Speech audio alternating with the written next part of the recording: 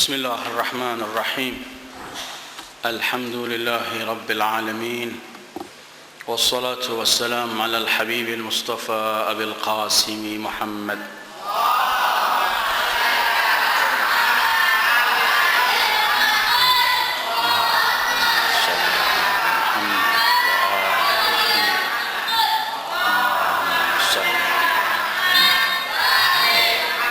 وآله الطيبين الطاهرين ولا حول ولا قوة إلا بالله العلي العظيم اللهم بحق محمد وآل محمد عليك صل على محمد وآل محمد وارزقنا ووالدينا وأزواجنا وأولادنا وذرياتنا من بعدنا حب محمد وآل محمد اللهم أحينا على ذلك وأمتنا على ذلك واحشرنا في زمرة من أحب محمدا وآل محمد مع محمد وآله يا كريم أيها الإخوة السلام عليكم ورحمة الله وبركاته.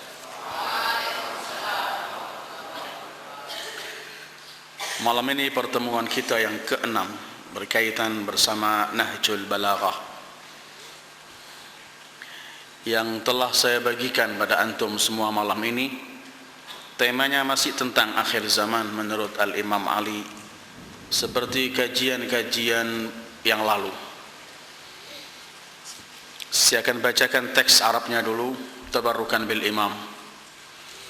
Qala Amirul Mu'minin Ali ibn Abi Talib alaihi salam, ya'ti 'ala an-nasi zamanun لا يبقى فيه من القرآن إلا رسمه ومن الإسلام إلا اسمه مساجدهم يومئذ عامرة من البنى. Dalam riwayat lain, buku lain, minal bina, amiratun minal buna, kharabun minal huda, سكانها وعمارها شر أهل الأرض منهم تخرج الفتنة وإليهم تأوي الخطيئة يردون من شذ عنها فيها ويسوقون من تأخر عنها إليها يقول الله تعالى فبي حلفت لأبعثن على أولئك فتنة أترك الحليم فيها حيران وقد فعل ونحن نستقيل الله أسرة الغفلة. Suatu saat akan datang ketika tak ada yang tertinggal dari Al-Quran kecuali tulisannya, dan tak ada yang tertinggal dari Islam selain namanya. Masjid di hari-hari itu akan sibuk dengan urusan pembangunan, tetapi sepi dari bimbingan. Orang yang tinggal di dalamnya dan mereka yang mengunjungi adalah yang terburuk di muka bumi. Dari mereka kejahatan akan muncul, dan kepada mereka semua kebatilan akan berpaling. Apabila seseorang memisahkan diri darinya, mereka akan melemparkannya kembali ke situ. Dan apabila seseorang melangkah mundur darinya, mereka akan mendorongnya kepadanya. Allah Maha Suci bersabda dalam sebuah hadis qudsinya, aku bersumpah demi diriku sendiri bahwa aku akan mengirimkan kepada mereka sesuatu cobaan atau fitnah di mana orang yang sabar akan kebingungan, dan ia akan berbuat demikian. Kami memohon keampunan Allah dari tergelincir ke arah karena lalai. Dalam ungkapan singkat ini, Imam Ali menyebutkan ada 3 hal, bahwa akan tiba suatu zaman di mana di zaman itu 3 hal ini akan nampak jelas gamblang. Pertama, Quran hanya tinggal tulisannya. Kedua, Islam tinggal namanya. Ketiga, masjid yang ada di zaman itu, orang cuman sibuk berkaitan bentuk dan fisiknya, pembangunannya, keindahan masjid itu. Tetapi masjid-masjid itu sunyi dari petunjuk Allah. Orang-orang yang ke masjid-masjid yang begini sifatnya, mereka merupakan penghuni dan makhluk Allah yang terkutuk di bumi ini. Dari masjid itu keluar fitnah, dan kesana juga akan kembali semua kekacauan dan kerusakan. Artinya ada 3 gambaran. Quran tinggal tulisannya, Islam tinggal namanya, masjid sunyi dari petunjuk Allah karena orang cuma sibuk fisik dan bangunannya. Seperti pembahasan minggu-minggu yang lalu ketika Imam Ali membicarakan mengenai akhir zaman. Nampaknya zaman itu telah sampai pada zaman kita. Setidaknya kita telah merasakan apa yang diungkapkan oleh Imam Ali di zaman kita ini, di mana Al-Quran hanya tinggal namanya. Dan saya tidak bahas banyak malam ini pada Al-Quran karena pertemuan yang lalu sudah kita bicarakan ketika Imam Ali membicarakan Al-Quran apa nasibnya di akhir zaman. Tetapi hakikatnya memang Al-Quran tinggal namanya, tinggal dimusabaqahkan tilawahnya, tinggal hanya diatur cara membaca, melagukannya, walaupun itu indah, tetapi akhirnya cuma tinggal itu Al-Quran. Al-Quran tidak lagi yang diikuti. Al-Quran tidak lagi yang dibuat rujukan oleh muslimin dan umat Islam. Tapi Al-Quran dipaksa untuk mengiyakan mereka, membenarkan pendapat mereka, membenarkan saran mereka, dan harus ikut apa yang mereka inginkan. Al-Quran hanya tinggal tulisannya, kata Imam Ali.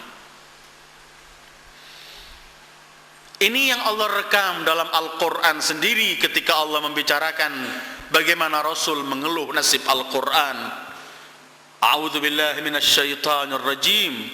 Wa qala ar-rasul ya Rabb inna qaumi ittakhadhu hadzal Qur'ana mahjura. Ya Allah, umatku, kaumku meninggalkan Al-Quran. Al-Quran tinggal namanya, maaf, tinggal tulisannya. Gak ada lagi orang bertahkim kepada Al-Quran. Tidak ada lagi orang menyodorkan amal perbuatannya sesuai atau tidak pada Al-Quran. Ada hadis dari Rasulullah sallallahu alaihi wa alihi yang mana Rasulullah menerangkan kelak di hari kiamat Al-Quran akan mengeluh di hadapan Allah.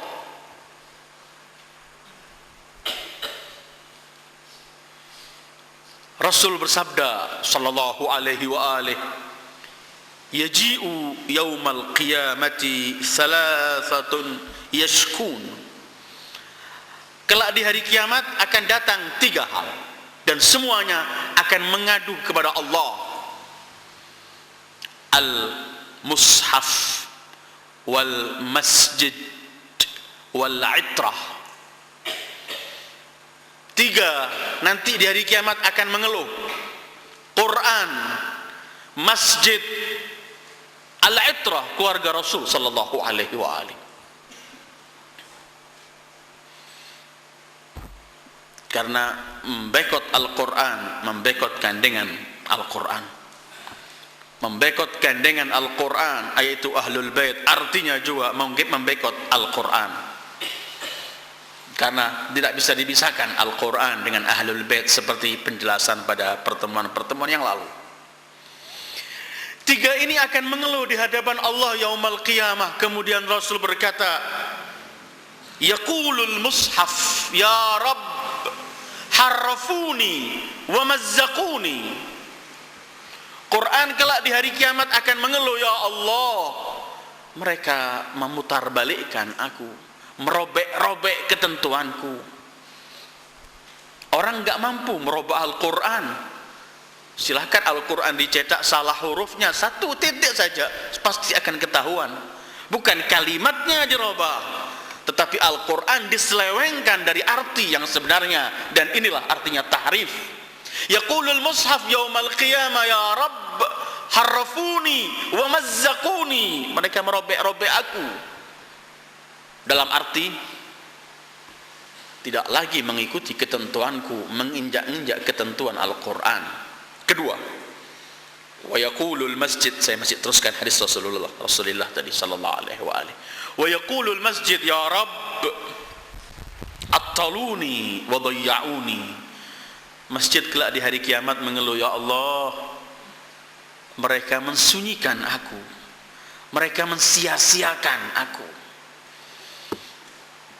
Wa taqulul itrah. Ketiga, kelak ahlul bait di hari kiamat akan berkata, ya Rabb qataluna wa taraduna wa syaraduna. Ya Allah, mereka memerangi kami, mereka mengusir kami, mereka membunuh kami. Hari kiamat kelak akan mengeluh Al-Quran. Kalau dalam hadis yang lain sama juga ada 3. Ketika Rasul membicarakan mushaf, Rasul menyebutkan yang akan teriak di hari kiamat nanti mengeluh ialah mushafun mu'allaqun qad waqa'a alaihil ghubar. Di hari kiamat nanti Quran ini mengeluh yang sudah banyak kena debu, jarangnya dibuka oleh kaum muslimin.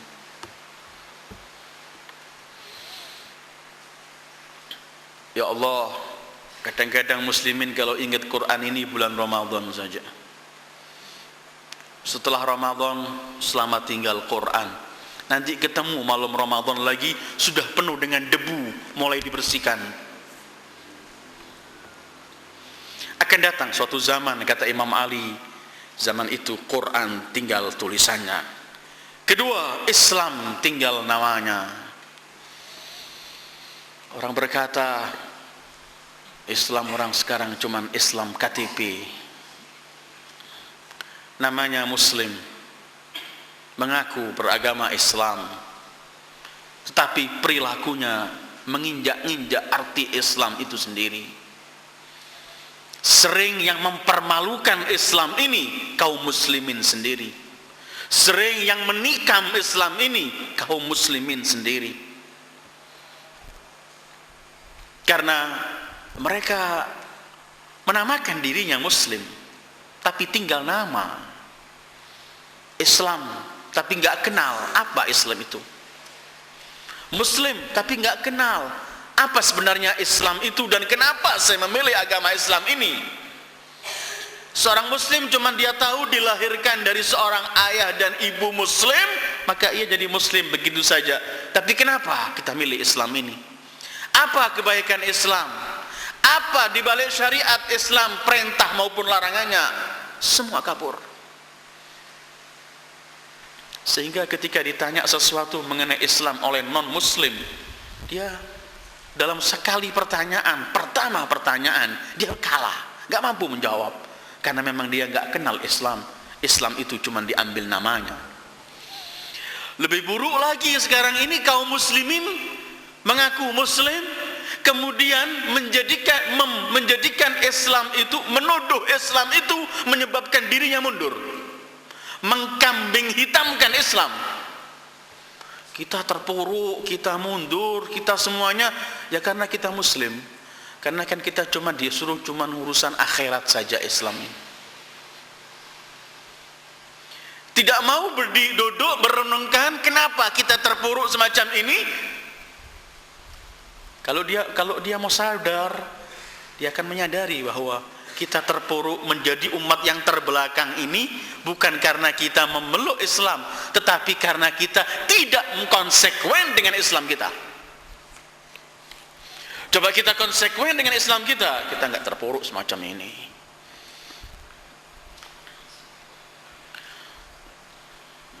Ada hal-hal perilaku yang dilakukan mencoreng nama Islam. Kadang-kadang orang yang nggak kenal Islam perilakunya masih Islami. Orang yang menamakan dirinya Muslim perilakunya tidak sama sekali mencerminkan perilaku Muslim. Bahkan perilakunya kalau orang non-Muslim melihat akan jijik dengan agama ini karena takut momok ini agama ini. La yabqa minal islami illa ismuh. Islam tinggal namanya. Itu pun namanya dicoreng katanya, jelek. Apalagi hari-hari ini, bagaimana Zionis memutarbalikkan fakta di dunia ini sekarang. Teroris dituduhkan kepada muslimin dan ini Islam. Ini kesempatan, mereka mengambil kesempatan untuk memukul kita semacam ini karena kebodohan dan kelalaian yang ada kepada kita, karena perbuatan dan perilaku yang kita lakukan. Islam tinggal namanya, tercoreng besar nama Islam ini. Dengan apa? Perilaku Muslim itu sendiri. Jadi kata Imam Ali, nanti akan datang satu zaman Quran tinggal tulisannya, Islam tinggal namanya.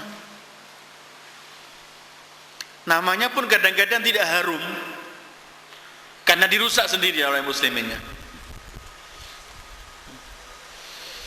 Kita Muslim, tapi di waktu yang sama kita nggak bangga dengan Islam kita, tapi kita bangga dengan sesuatu yang datang bukan dari Islam.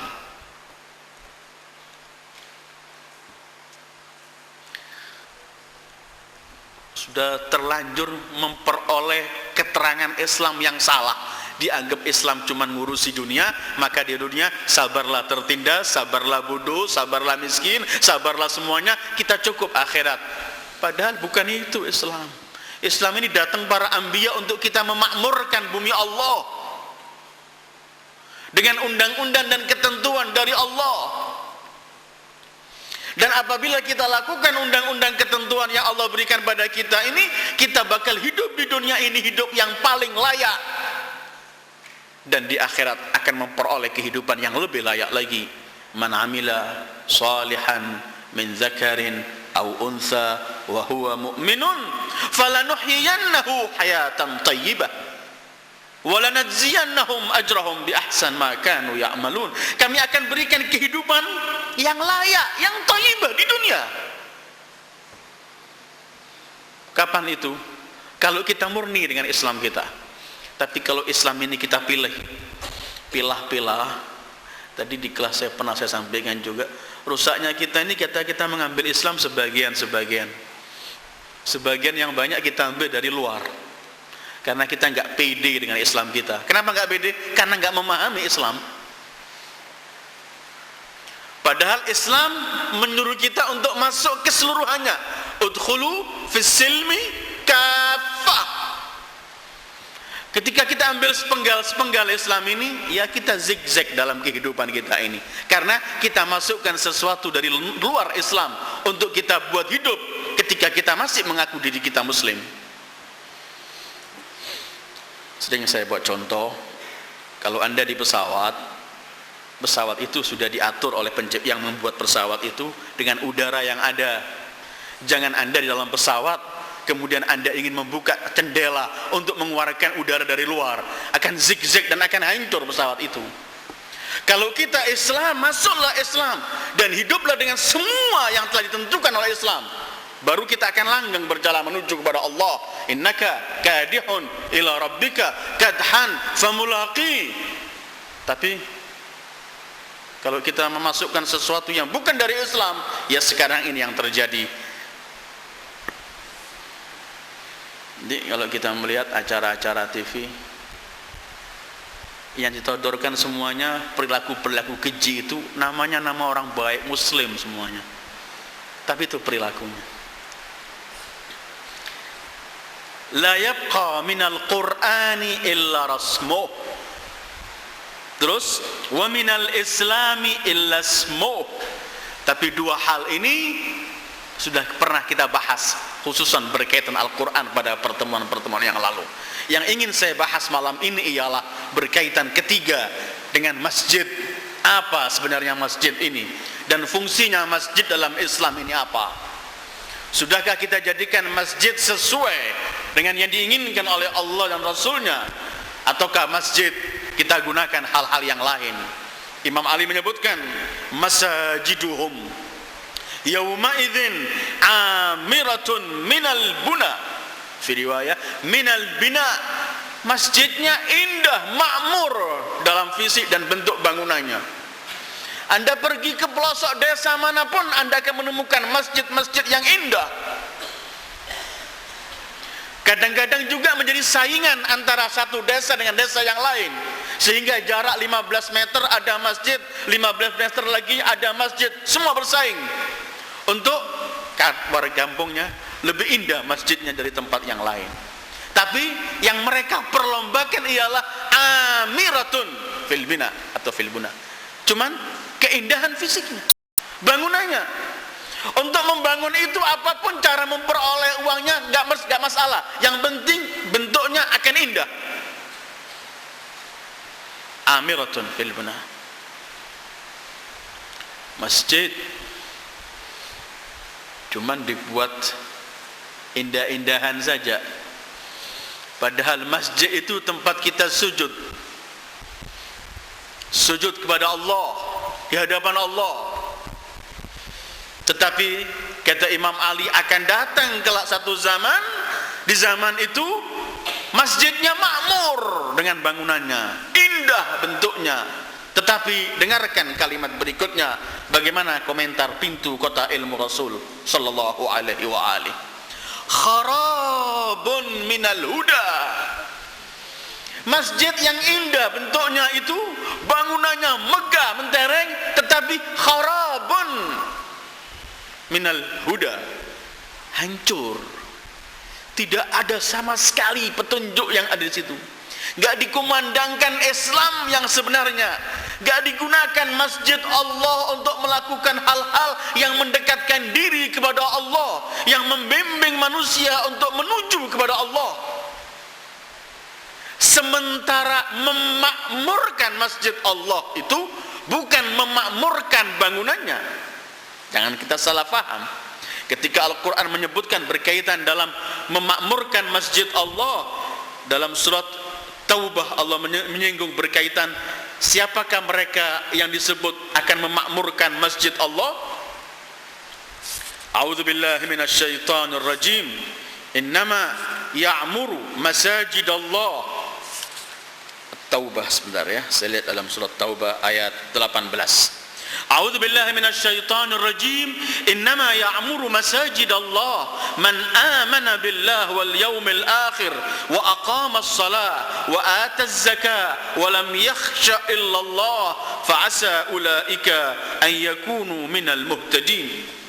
Memakmurkan masjid Allah itu bukan dengan bangunannya, tetapi memakmurkan masjid Allah ialah dengan zikir kepada Allah, dengan ibadah di dalam masjid itu, dengan membimbing ahli masjid untuk pergi menuju kepada Allah, dengan memberikan wejangan nasihat kepada penghuni masjid untuk beramal soleh. Ini namanya ta'mir. Memakmurkan masjid itu ialah bukan memakmurkan bangunannya, fisiknya. Walaupun jangan dianggap kita mau, yang kita inginkan adalah biar masjid itu bocor semua. Bukan itu.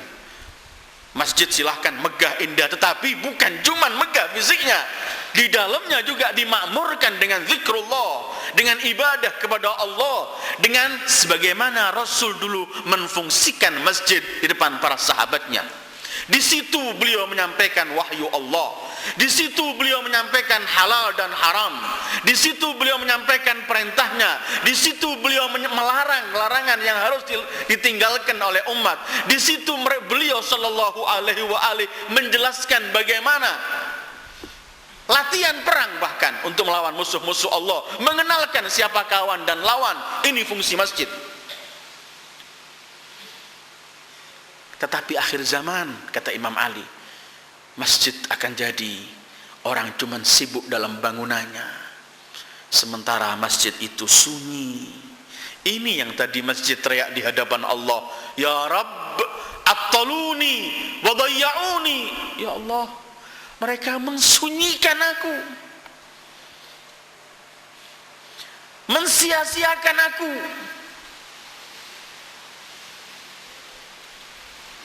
Mustafa Bisri, Gusmus, dalam salah satu pernah jumpa dengan saya beberapa tahun yang lalu.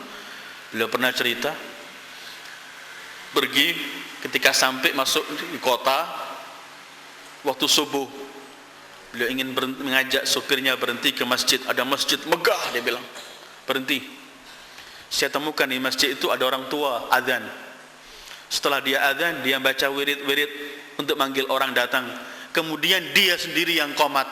Kata Gusmus, kalau tidak ada saya, ya dia juga sholat sendiri. Sunyi, masjidnya megah.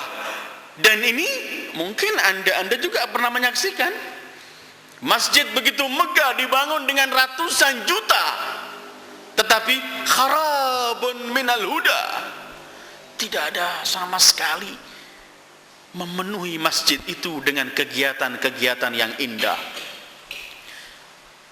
Kegiatan sosial mungkin masjid untuk membantu tetangga sekeliling agar mereka bisa sholat dengan sarung yang layak, baju yang layak, dan perut sudah terisi.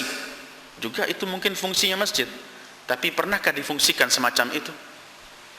Kita kelahi, kadang-kadang berebut kelahi untuk mencari dana supaya masjidnya indah, sementara masjid itu sunyi dari ketentuan Allah. Kharabun minal huda.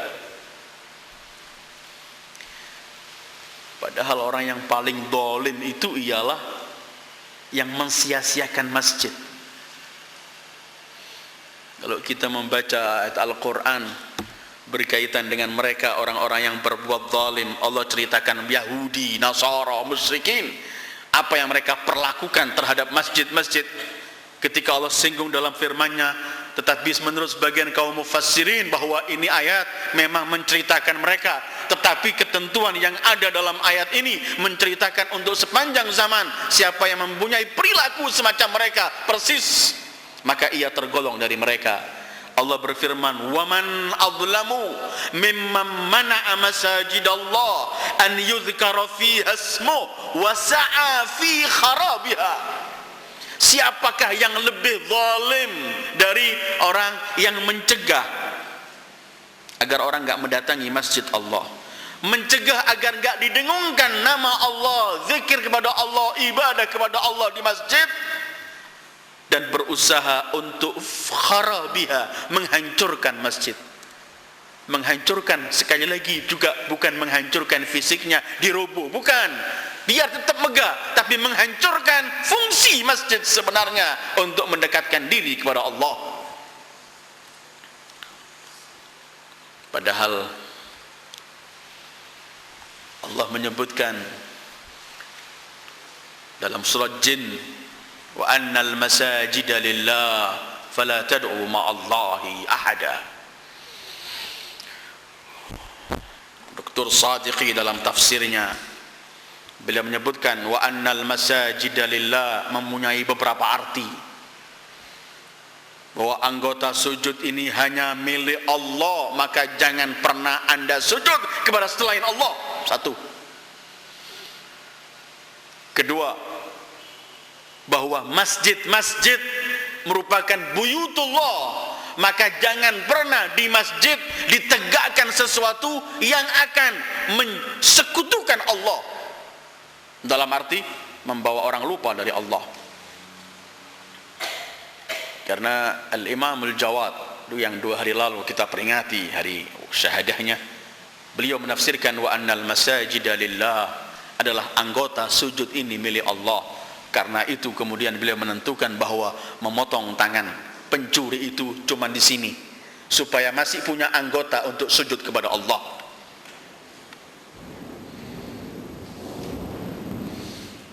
Wa annal masajida lillah fala tad'u ma'allahi ahada.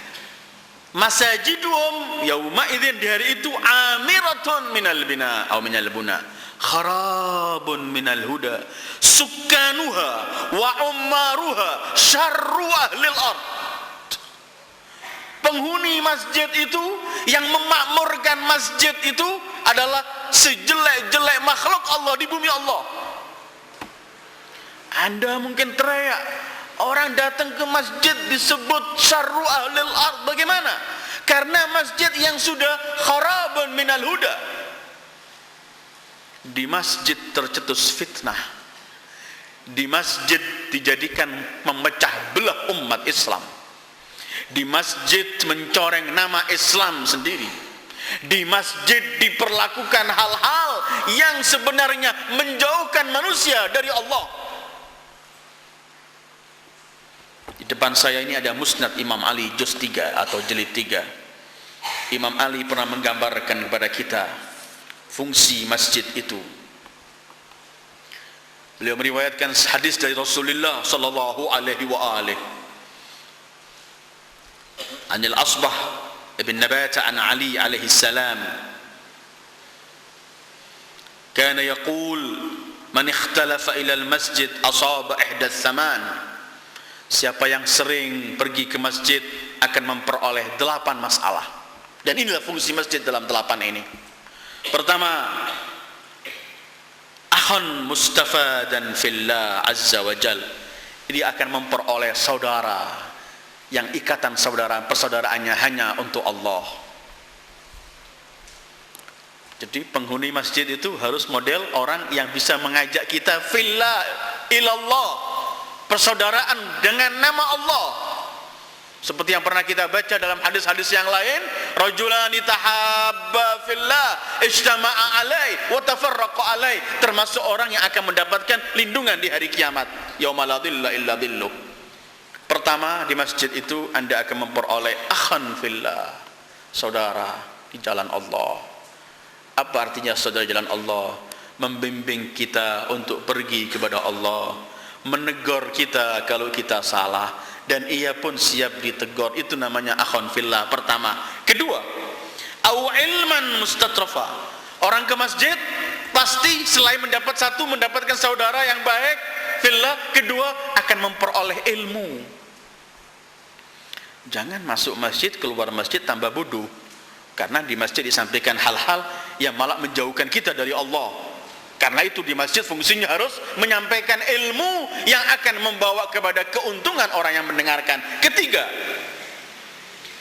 au ayatan muhkamah, atau mendengar ayat Allah, kemudian ia bisa memperoleh dari ayat ini ketentuan-ketentuan di balik ayat itu, membawa kepada melaksanakan hukum, menegakkan hukum Allah, mengkaji hukum Allah.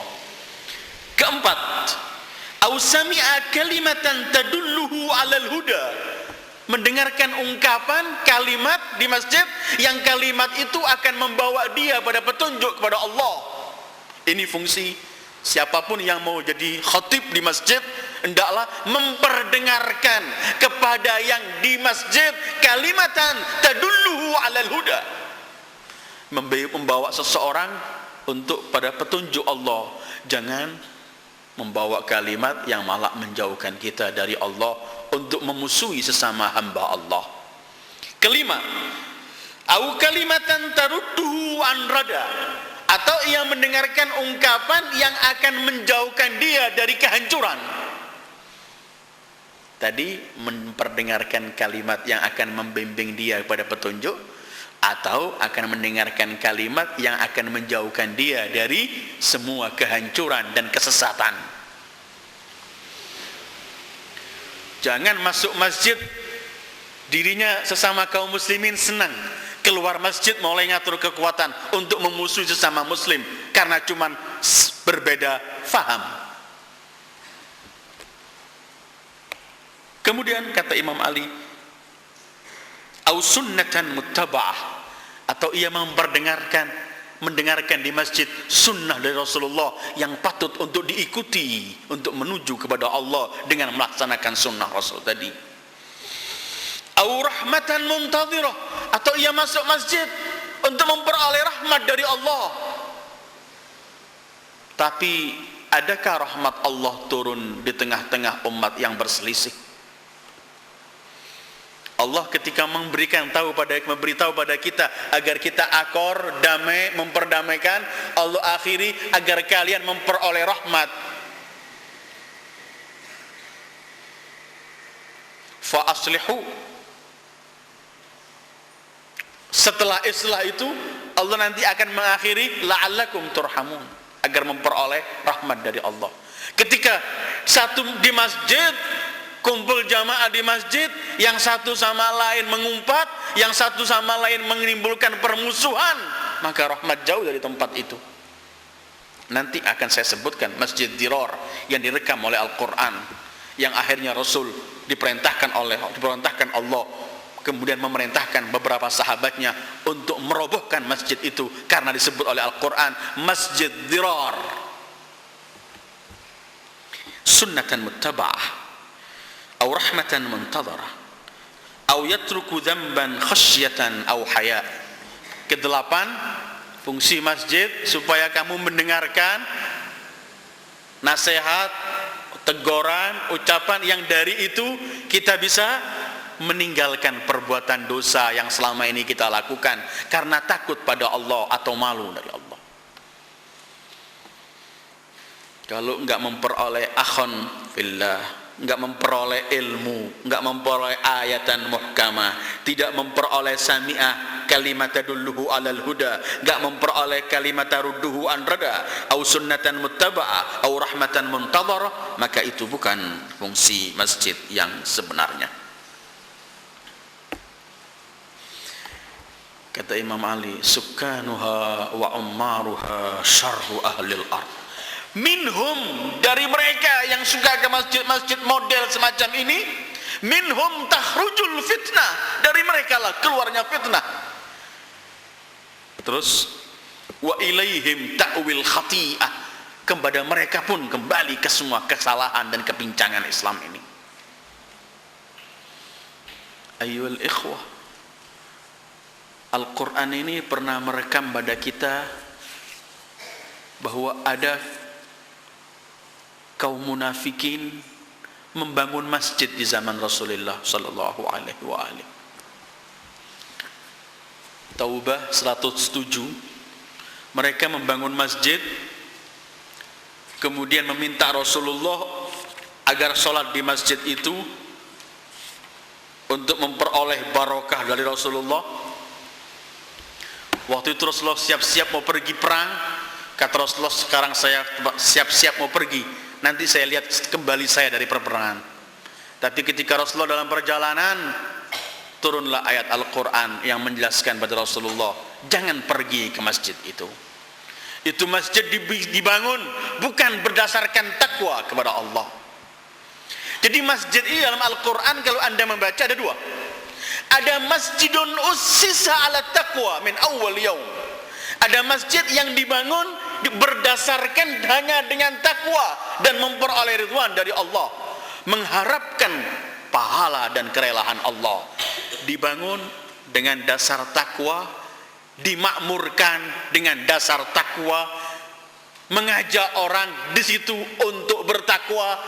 Ini namanya masjid yang ussisa ala taqwa.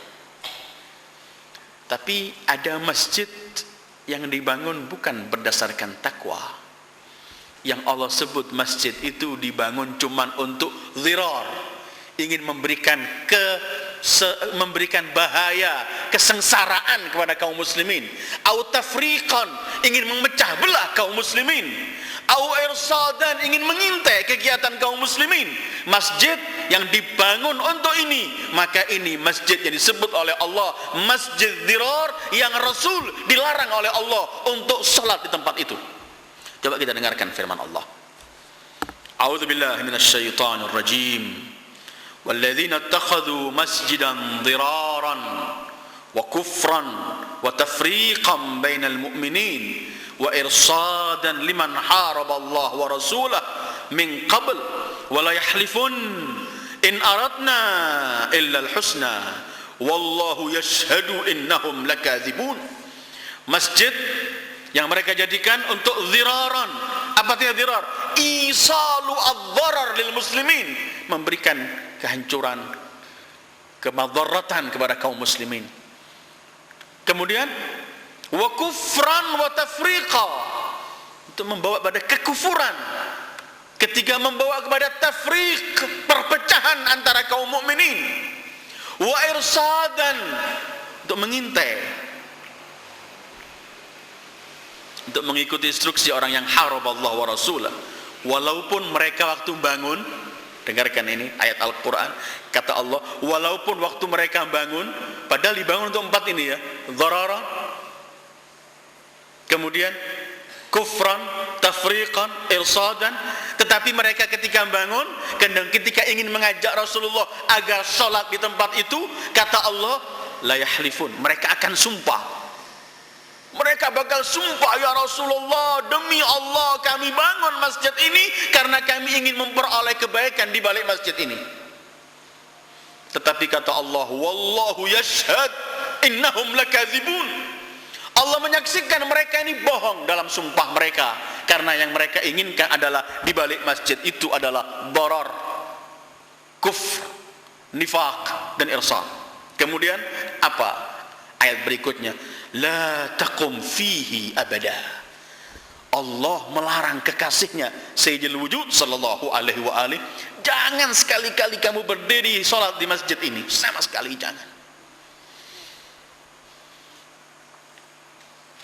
Terus ini Allah menyebutkan, la masjidun ussisa ala taqwa min awwal yaumin ahaqqu an taquma fi. Masjid pertama, yang pertama ketika dibangun ini hanya untuk berdasarkan takwa, di Masjid Quba ini ya, itu yang masjid yang paling patut kamu untuk sholat di situ. Karena apa? Di situ ada fihi rijalun yuhibbuna an yatatahharu wallahu yuhibbul muttahhirin. Di masjid itu ada manusia-manusia yang memakmurkannya, ingin mensucikan, baik suci itu dalam bentuk fisik badan maupun pensucian hati. Dan Allah maha senang, maha mencintai mereka, orang-orang yang ingin mensucikan.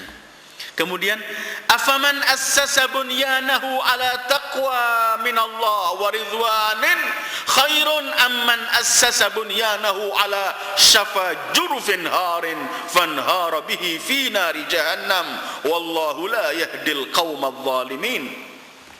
Ada yang membangun masjid untuk takwa dan mencari kerelaan Allah, itukah lebih baik, atau kamu mencari masjid yang dibangun atas dasar tepi kehancuran?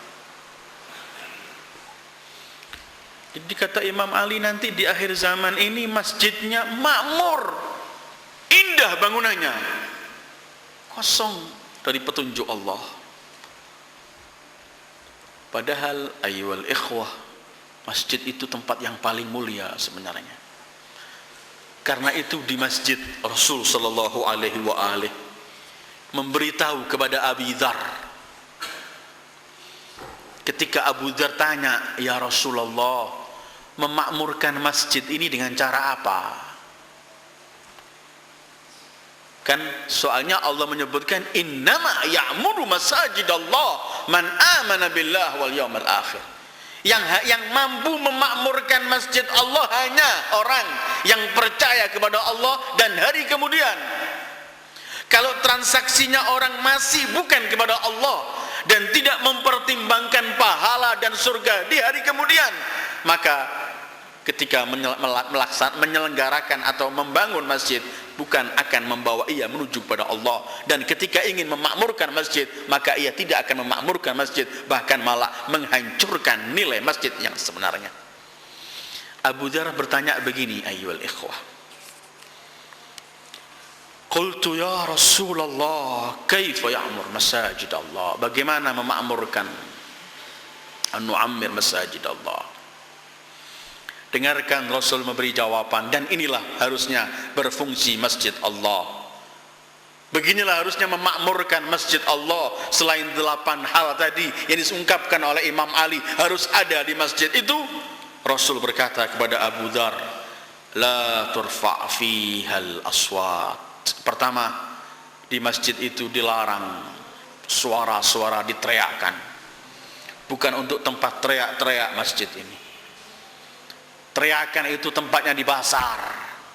Tapi di masjid harus, Allah sebutkan, jangan sampai masuk masjid kecuali harus masuk dengan penuh khusyuk. Ma kana lahum an yadkhuluha illa khaifin. Penuh khusyuk. Pertama kata Rasulullah, wahai Abu Dzar, jangan diteriakkan situ suara-suara. La turfa'u fihal aswat. Kedua, wala yukhadu fihal batil. Tidak diberbincangkan kebatilan di masjid. Salah satu bentuk untuk memakmurkan masjid ialah jangan melaksanakan kebatilan, mengajak orang kepada kebatilan, membincangkan kebatilan di masjid Allah. Kecuali kalau kita menerangkan hak dan kemudian hak itu adalah lawan katanya batil, dalam rangka menerangkan, silakan. Tetapi membawa orang kepada kebatilan, membicarakan kebatilan untuk menarik orang mempraktekkan kebatilan, maka dilarang di masjid. Termasuk batil itu kalau kita mengajak orang untuk memusuhi orang, batil. Mengajak orang untuk mulai meninggalkan beberapa perintah Allah maupun larangan dengan dalil dan anggapan sudah enggak layak lagi kita praktekkan di zaman ini batil. Ketiga, wala yustar fiha wala yuba'. Jangan ada jual beli di masjid. Tidak boleh membeli dan enggak boleh menjual di masjid. Sampai dalam hadis lain kata Rasulullah, kalau ada orang di masjid teriak, barangku hilang, kata Rasulullah, doakan semoga hilang, enggak ketemu barangnya. Karena bukan sini tempatnya untuk ini. Ini Baitullah.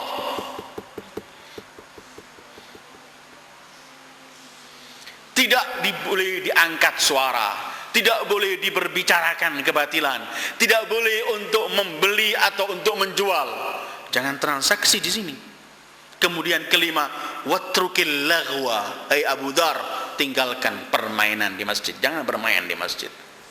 Ini baru arti memakmurkan masjid Allah. Kemudian sabda Rasul sallallahu alaihi wa alihi, fa in utwatrukil laghwa ma dumta fiha. Tinggalkan semua bentuk permainan selagi kamu di masjid. Kemudian kata Rasulullah, fa in lam taf'al fala talumanna illa nafsak. Kalau kamu enggak praktekkan semua 5 hal tadi itu, kamu jangan menyalahkan kecuali dirimu nanti di hari kiamat. Masjid ini tempat rahmat. Rasulullah itu sendiri kalau masuk masjid berselawat untuk diri beliau sallallahu alaihi wa alihi. Beliau kalau masuk masjid mengatakan Allahumma salli ala Muhammad wa ali Muhammad, Allahumma ftahli abwaaba rahmatik. Karena di masjid itu tempat Allah mencurahkan rahmatnya. Tetapi kalau masjid yang semestinya tempat rahmat Allah dipergunakan untuk hal-hal yang menjauhkan orang dari rahmat Allah, maka ini yang disebut oleh Imam Ali, sukanuha wa ummaruha syiraru ahlil ard.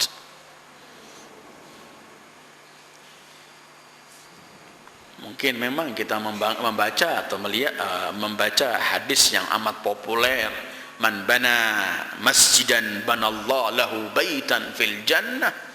Orang yang bangun masjid kelak oleh Allah akan dibangunkan rumah di surga memang. Tetapi masjid yang ussisa ala taqwa. Bukan masjid yang orang membangun karena mau bersaing dengan kampung sebelahnya. Apalagi kalau masjid dibangun dari uang haram, enggak pernah sampai. Innallaha jamil yuhibbul jamal, innallaha tayyibun la yaqbalu illa tayyiba. Allah Maha indah, enggak menerima kecuali yang indah. Jangan diangkat suara, jangan dibicarakan kebatilan di situ, jangan untuk jual beli, dan jangan untuk bermain. Kalau masjid itu pada fungsinya yang sebenarnya ayyuhal ikhwah, maka orang dijamin oleh Allah. Kata Rasulullah, kalau kamu melihat orang sering pergi keluar masuk masjid saksikan dia seorang mukmin. Karena Allah hanya berfirman, innama ya'muru masajidallah man amana billah wal yawmal akhir. Rasulullah kemudian bersabda kepada Abi Dzar agar kita tahu besarnya kedudukan masjid. Ya Aba Dzar,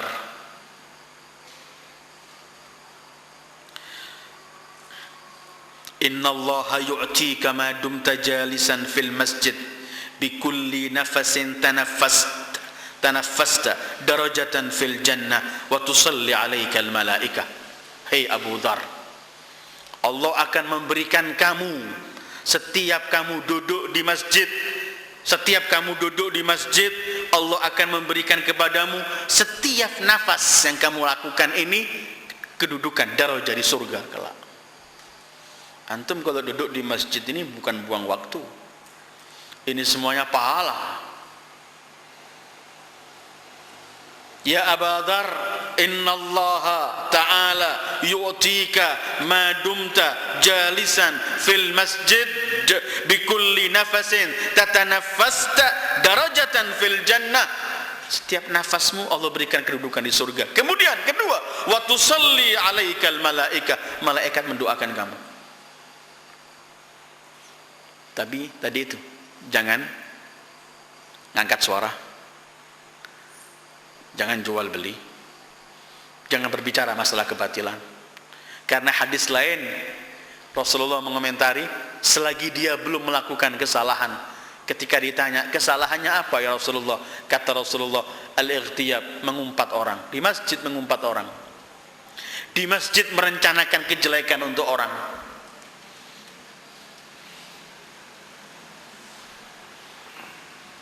Karena itu kemudian kata Rasulullah, setiap kamu bernafas Allah berikan kamu kedudukan tinggi di surga dan para malaikat berdoa untukmu. Kedua, wa tuktabu laka bikulli nafasin tanaffasta fi 10 hasanat wa tumha anka 10 sayyi'at. Setiap kamu nafas ini Allah mengangkat 10, memberikan 10 pahala dan menghapus 10 dosa. Anda hari ini mulai tadi sebelum maghrib berapa kali, entah mungkin berapa ribu bernafas kita, tapi itu ada hitungannya di sisi Allah. Semua itu ada hitungannya ayyuhal ikhwah, karena besarnya nilai masjid.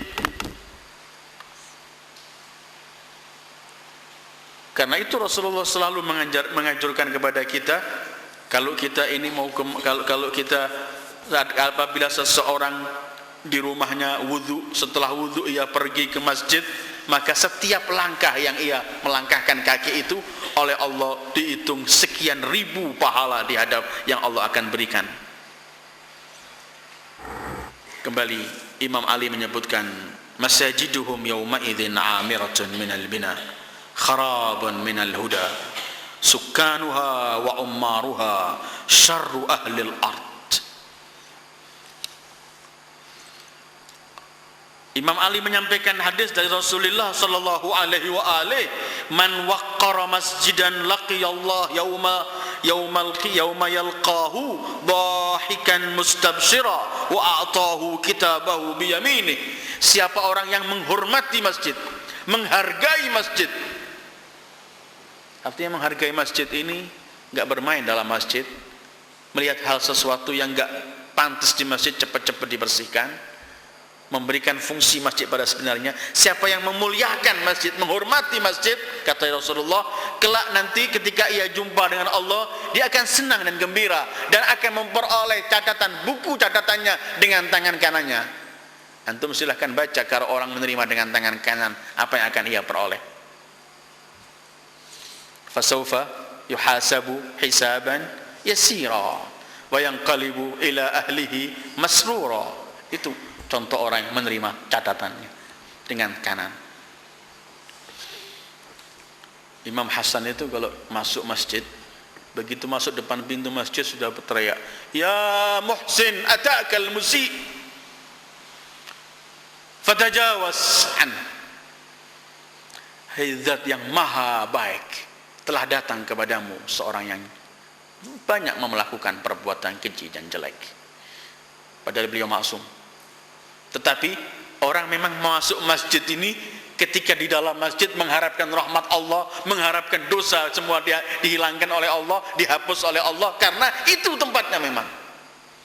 Dengarkan komentar Imam Ali berkaitan dengan masjid dan bagaimana Imam Ali menghormati masjid. Mungkin kita akan heran dengan ungkapan ini. Ternyata tolak ukur Imam Ali ketika menghormati masjid ini jauh dari apa yang diharapkan atau yang dibayangkan oleh seseorang. Ternyata Imam Ali menyebutkan begini, al-jalsatu fil masjidi khairun li minal jalsati fil jannah. Duduk di masjid bagiku lebih baik daripada duduk di surga. Masjid, kalau difungsikan, Anda mungkin tanya, kenapa duduk di masjid terus lebih disenangi oleh Imam Ali daripada duduk di surga? Allah, orang mencari surga ini dengan semua cara. Simple, Imam Ali memberikan alasan begini, fa innal jannata fiha ridha nafsi wal jami' fihi ridha rabbi. Karena kalau surga itu yang hanya aku memperoleh kerelaan diriku, sementara kalau duduk di masjid ini, di sini memperoleh kerelaan Allah Tuhanku. Ini masjid. Karena itu kalau kita punya masjid, tangga masjid, datangi masjid ayyuhal ikhwah. Jangan dipaikot masjid. Gak bisa 5 waktu sekali. Jangan sampai kita gak kenal masjid. Sebaik-baik tempat di bumi Allah ini adalah masjid. Kalau kita tidak mau, karena kenapa kemudian dicela sekali sama Islam kalau sampai di masjid tidak membawa kita ingat pada Allah. Sebenarnya di seluruh bumi Allah ini kita dalam pantauan Allah. Narabbaka labil mirsad, Allah kana alaikum raqiba. Tetapi kalau di luar, di semua bumi Allah ini, kita kadang-kadang masih kalah melanggar perintah Allah. Mungkin kita cepat-cepat minta ampun. Tetapi kalau sudah di masjid, di tempat yang harus ingat pada Allah, justru di masjid melakukan perbuatan keji, maka ini kemudian menjadi dosanya besar di hadapan Allah. Ini yang kemudian oleh Rasulullah, oleh Imam Ali sebutkan, sukanuha wa ummaruha syarru ahlil ard.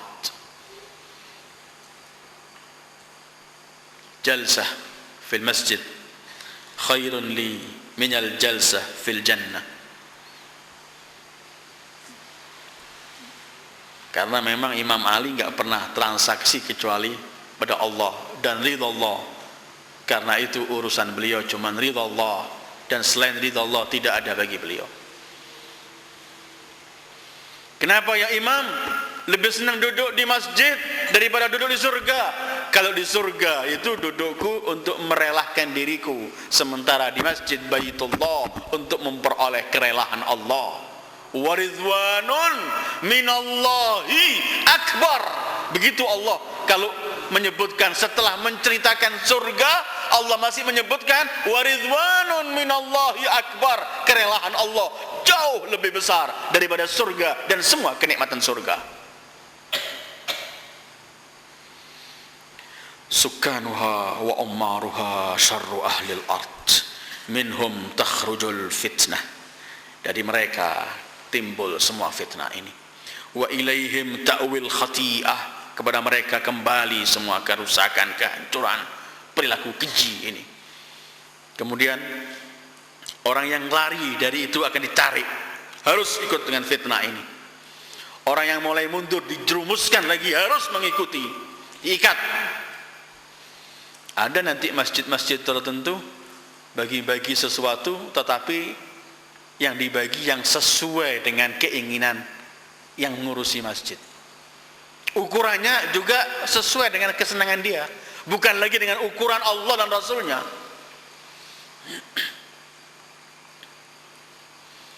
Inilah ayyuhal ikhwah ungkapan Imam Ali berkaitan nanti di akhir zaman. Kalau sudah ini yang terjadi, kata Imam Ali, di saat itulah Allah bersumpah, akan kukirimkan kepada mereka yang sudah di zaman itu apa? Quran tinggal tulisannya, Islam tinggal namanya. Masjid sudah tidak lagi berfungsi dengan yang sebenarnya, karena sudah tidak lagi petunjuk dan sifat-sifat yang tadi. Kalau sudah ini yang terjadi, Allah akan mengirim fitnah dan bala, bencana, di mana ketika turunnya bencana dan bala itu, orang yang biasanya halim, sabar, menerima, orang semacam itu pun akan kebingungan dan ketakutan. Kemudian Imam Ali mengatakan waqad fa'al, dan ini sudah dilaksanakan oleh Allah. Ya, sekarang ini kita sudah melihat bermacam-macam fitnah, ya ikhwah, bala, cobaan. Ya Allah, kalau kita berbicara bala, cobaan ini, kadang-kadang kalau kita mau duduk, kita pikirkan apa sebenarnya kesalahan kita ini, kok bertubi-tubi bala menimpa kita ini. Padahal Allah tidak pernah menzalimi hambanya. Wa ma kunna muhlika ahlil qura wa ma kunna muhlika ahluha. A'udzubillahi minasyaitonir rajim. Allah pernah menyebutkan, kami tidak menyiksa penghuni desa kecuali mereka itu adalah zalim. Wa ma zalamahumullah walakin kanu anfusahum yadhlimun. Allah enggak menzalimi mereka, tapi mereka yang menzalimi diri mereka sendiri. Sering kita ini dengan perilaku kita memancing-mancing azab Allah, memancing-mancing kemurkaan Allah. Kita sudah ada pada zaman yang kita bahas sekarang ini, yang diungkapkan Imam Ali, semua ini kita lihat. Karena itu mungkin cuma kita melihat sabda Rasul, laula syuyukhun rukka wa atfalun rubba wa bahaim rutta la subba alaikumul azab sabba. Kata Rasulullah, kalau bukan karena orang tua-tua ini sudah yang mulai membungkuk jalannya, atau orang tua-tua yang terlalu sering rukuk menghadap pada Allah, atau karena anak kecil-kecil, bayi-bayi yang masih menetek, kalau bukan karena binatang-binatang masih memerlukan makanan dan minuman, kata Rasulullah, Allah akan menumpahkan pada kalian bencana dan siksaan yang besar. Fabi halaftu la ab'athanna ala ulaika fitnatan atrukul halima fiha hayran wa qad fa'al wa nahnu nastaqilullah asratal ghaflah. Kita cuma tinggal mohon ampun pada Allah supaya tidak masuk memperoleh fitnah dan bala semacam ini. Tugas kita, ayo mulai kita nampakkan Quran, fungsi Quran yang sebenarnya, praktek pada Al-Quran. Ayo kita nampakkan Islam yang sebenarnya supaya tidak tinggal namanya. Ayo kita fungsikan masjid ini seperti difungsikan oleh Rasulullah, yang diperintahkan Rasulullah, agar kita bisa memakmurkan masjid ini, membimbing manusia pergi kepada Allah. Di masjid itu Rasulullah menyelesaikan semua urusan beliau. Itu masjid. Rasulullah menyelesaikan semua urusan beliau cuma di masjid. Dan di masjid itu beliau selesaikan apapun kepentingan umat Islam di situ.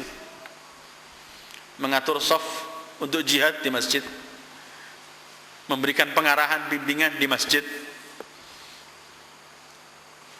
Mungkin kita masih ingat terjadi di zaman Rasulullah, karena mereka yang hidup sama Rasul sudah tahu bagaimana Rasulullah memfungsikan masjid. Kita ingat ada seorang datang Badui masuk masjid, langsung kencing di masjid. Ini para sahabat yang tahu bagaimana Rasulullah memfungsikan masjid, melihat tingkah laku orang ini, mereka semua berontak mau marah, mau dipukul dia ini. Masjid dia kencing. Tetapi Nabiur Rahmah sallallahu alaihi wa alihi, beliau berkata jangan dipukul, bersihkan saja tempat ini. Dipanggil Rasulullah, kemudian Rasul mengatakan, ya hadza, ketahuilah masjid ini tempatnya untuk salat, untuk tasbih, untuk zikir kepada Allah. Artinya yang baru terjadi ini apa? Yang baru terjadi ini adalah sesuatu kejadian yang menyebabkan orang marah karena di masjid. Tetapi Rasul tetap ingin memfungsikan masjid ini, bagaimana cara menegur orang yang salah ketika melakukan kesalahan, walaupun kesalahannya sangat fatal dalam masjid. Kata Rasulullah, masjid ini tempatnya sholat, zikir, tasbih, kamu nggak boleh melakukan hal semacam itu. Kata Badui ini, Allahumma arhamni wa Muhammada wa la tarham ma'ana ahada. Badui ini melihat semua sahabat marah, dia cuma angkat tangan, kata Badui ini dalam doanya, ya Allah berilah rahmat untukku dan Muhammad, yang lainnya jangan kasih rahmat. Kembali lagi fungsi masjid. Rasul ingin lagi menyelesaikan masalah orang ini, kelirunya cara berdoa. Rasul masih berkata, ya hadza la tuhajjir rahmatullah, kamu jangan persempit rahmat Allah, minta untuk semuanya. Itu fungsi masjid, ayyuhal ikhwah. Di situ diajarkan Islam, di situ disampaikan amal ma'ruf nahi mungkar, di situ diberikan bakti sosial untuk yang bisa kita membantu. Di situ segala macam di masjid bisa terjadi. Karena selagi orang dengan amana billah wal yaumil akhir, maka semua yang berhubungan dengan iman billah wal yaumil akhir bisa diselesaikan di masjid. Ada satu cerita pendek yang ingin saya ceritakan, apa yang pernah terjadi di masjid Rasulullah sallallahu alaihi wa alihi. Ada firman Allah yang menyebutkan, wa idh ghadaw mu'minina maqa'ida lil qital. Ketika pagi subuh hari setelah salat, kamu mengatur saf-saf barisan kaum mukminin dalam untuk perang. Rasulullah salat, setelah salat mengajak mereka mengatur depan masjid itu perang. Ditoto Rasulullah, diatur. Disebutkan, katanya Rasulullah pernah mengutus Bilal ketika sebelum fajar untuk pergi keliling ke kampung-kampung kota Madinah untuk berkata, wahai kaum mukminin, Rasul mengajak kalian untuk jihad. Cepat-cepatlah sahutilah perintah Rasul. Rasul mengajak kalian untuk menuju surga yang luasnya antara langit dan bumi, untuk memerangi musuh-musuh Allah. Semua orang-orang di kampung itu cepat-cepat bergegas-gegas keluar dengan membawa senjatanya, baju perangnya, menyahuti perintah Rasulullah sallallahu alaihi wasallam. Di antara kampung-kampung Madinah itu ada satu keluarga di rumah sederhana, penghuni rumah itu cuma seorang wanita janda dengan anaknya yang masih kecil umur 6 tahun. Wanita itu bangun mendengarkan suara panggilan Rasulullah. Dia melihat ke kanan ke kiri, tidak ada rumahnya yang harus bisa keluar jihad bersama Rasulullah. Menangis wanita ini. Aduhai alangkah sialnya rumah ini. Tetanggaku sebelah kanan dan kiri, aku terdengar sekarang mereka, ada seorang istri yang mengantarkan suaminya ke pintu, ada seorang ibu mengantarkan anaknya ke pintu untuk agar anaknya suaminya pergi menyahuti perintah Rasul ke masjid Rasulullah. Ada seorang anak mengantarkan ayahnya pergi. Nangis wanita ini. Ketika wanita ini nangis, sang anak bangun. Kata anaknya, ya ummah, hai ibuku, apa yang terjadi? Kenapa kamu menangis? Kata ibunya, tidurlah kamu, gak ada masalah. Anaknya pun tidur lagi, ibunya pura-pura tidur. Terdengar lagi suara Bilal keliling. Ayuhal muslimun, ar-rasul yad'ukum ila jannatin arduhas samawat wal ard. Bangun lagi wanita ini menangis, lebih keras suaranya. Sang anak bangun kedua kalinya, ia berkata, hai ibuku, kenapa? Ibunya pun memaksa dia untuk tidur. Kata sang anak, aku gak mau, aku tahu kenapa kamu menangis, tolong beritahu padaku. Kata ibunya, anakku, sambil cucuran air mata, tetangga sebelah-sebelah ini semua mengeluarkan para lelakinya untuk pergi jihad, memanggil, memenuhi panggilan Rasulullah. Sementara ayahmu telah gugur syahid dalam peperangan sebelum ini. Engkau masih kecil, alangkah sialnya rumah ini. Tidak ada lelaki yang menyahut panggilan Rasulullah untuk jihad. Kata anak umur 6 tahun ini, kamu jangan menangis, biar aku ikut jihad. Dipeluk oleh ibunya anak ini, kamu belum waktunya untuk jihad. Tidak, agar kamu gak menangis, aku ajak keluar. Dalam dialog semacam ini, adzan subuh mereka keluar pergi ke masjid Rasulullah sallallahu alaihi wasallam. Salat berjamaah dengan Rasulullah. Setelah salat, kaum wanita mundur ke belakang jauh. Rasul depan masjid itu mengatur barisan saf, ini masjid. Sini selesaikan semuanya sama Rasulullah sallallahu alaihi wa alihi. Rasul mengatur barisan. Di tengah-tengah Rasul mengatur begini, kaum wanita itu ada yang melihat suaminya, melihat ayahnya, ada yang melihat anaknya, semua sedang gembira. Wanita-wanita yang melihat, ada yang tampil dari keluarganya. Wanita janda tadi nangis, anaknya lepas dari pangkuan anak itu, pergi Rasulullah sallallahu alaihi wa alihi. Di tengah-tengah Rasul mengatur saf, anak itu menghampir Rasulullah. Kata anak itu, ya Rasulullah, masukkan aku untuk jihad bersama para prajurit Islam, perang melawan musuh-musuh Allah. Oh, Rasulullah dipeluk anak ini, cium dahinya. Hei anakku, kamu belum waktunya, tolong terima aku ya Rasulullah. Ibuku nangis malam karena katanya rumahnya sial, tidak ada seorang laki yang menyauti panggilanmu, ayahku telah gugur. Rasulullah tambah kesian, dipeluk anak ini. Kata Rasulullah, jangan, kamu masih belum waktunya, kamu masih kecil. Apa kata anak tersebut? Ya Rasulullah, aku selalu kalau melihat ibuku mau masak, biasanya ibuku menata kayu-kayu besar. Untuk membakar kayu-kayu besar ini biasanya ibuku mengambil kayu kecil dulu dibakar, baru kayu kecil itu dimasukkan di tengah-tengah kayu besar. Ya Rasulullah, demi kerelaan ibuku agar tidak nangis, jadikan aku kayu kecil di antara prajurit-prajurit besar ini agar ibuku senang. Rasulullah pun mencium dahi anak ini. Kemudian Rasulullah membawa kepada ibunya. Dan Rasul bersabda, wahai seorang wanita, engkau telah memperoleh pahala seakan-akan anakmu telah jihad bersamaku. Anakmu belum waktunya jihad. Yang ingin saya sebutkan cerita ini, Rasul menyelesaikan semua hal ini di masjid, dan itulah fungsi masjid ayyuhal ikhwah. Sekali lagi, akan datang satu zaman, kata Imam Ali, di mana Quran tinggal tulisannya, Islam tinggal namanya, masjidnya cuman indah bentuk dan fisiknya, tapi sunyi dari ketentuan Allah. Dari masjid itu keluar fitnah, dan ke masjid itu kembali juga fitnah, dengan orang-orang yang memenuhi masjid itu adalah orang-orang yang paling jelek dari makhluk Allah di bumi Allah ini. Ayyuhal ikhwah, itulah ungkapan Imam Ali malam ini yang kita kaji. Harapan kita seperti yang saya ungkapkan di awal pertemuan, jangan selalu menyalahkan zaman. Zaman ini enggak pernah rusak, enggak pernah bejat. Kita yang rusak yang hidup di zaman ini. Na'ibu zamanana wal aibu fina wa ma li zamanina aibun siwana. Sering kita mencaci zaman, padahal yang celah bukan zamannya, tapi kitalah yang hidup di zaman ini. Apa tugas kita sekarang ini? Kalau kita melihat orang di zaman ini sedang melakukan hal-hal yang tidak diridhoi oleh Allah, mari kita mulai bangkit melakukan hal-hal yang diridhoi oleh Allah.